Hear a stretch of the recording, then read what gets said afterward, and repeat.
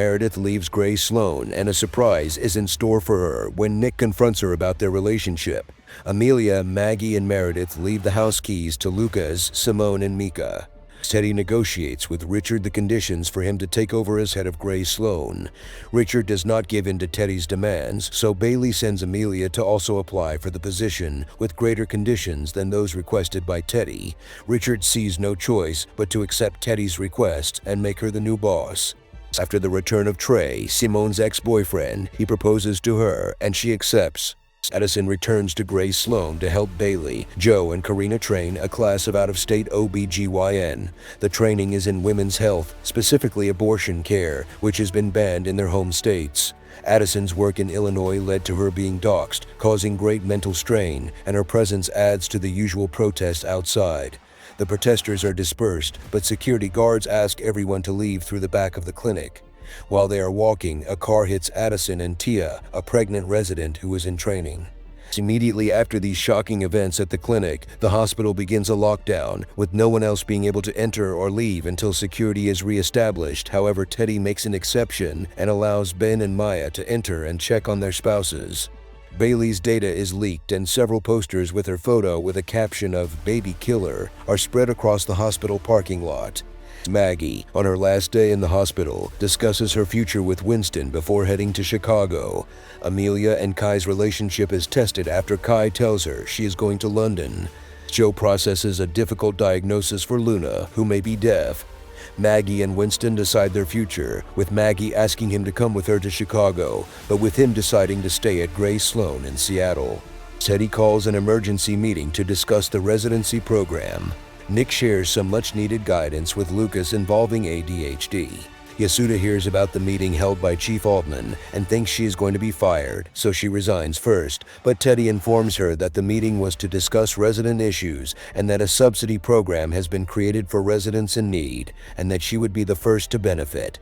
Richard and Teddy make an exciting announcement: the Catherine Fox Award nominees, which include Nick, Maggie, and Winston.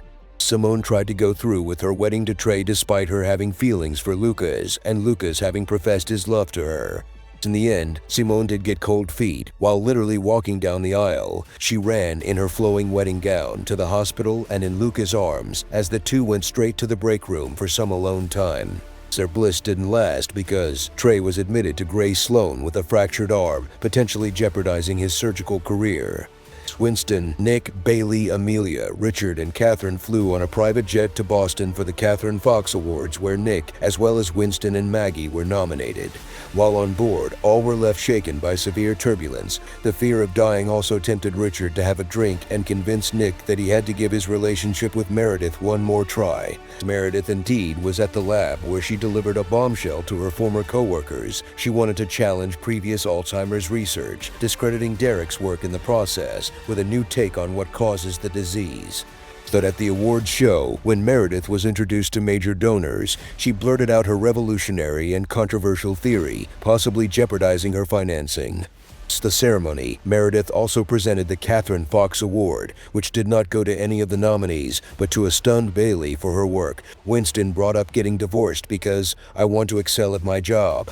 Maggie put a pin in it for the moment, with the two remaining married but apart. Meredith went to Nick's hotel to slip him a note under the door. He opened the door and told her about his near-death experience on the plane. She reciprocated his feelings, with the two eyeing a possible future together in Boston. Richard and Amelia were both feeling overwhelmed after the severe turbulence on the plane and Meredith's daring theory. Needing support, Amelia left to find an AWM meeting, while Richard was last seen staring at a vodka tonic he had ordered. Link and Joe finally revealed their feelings for each other at the very end.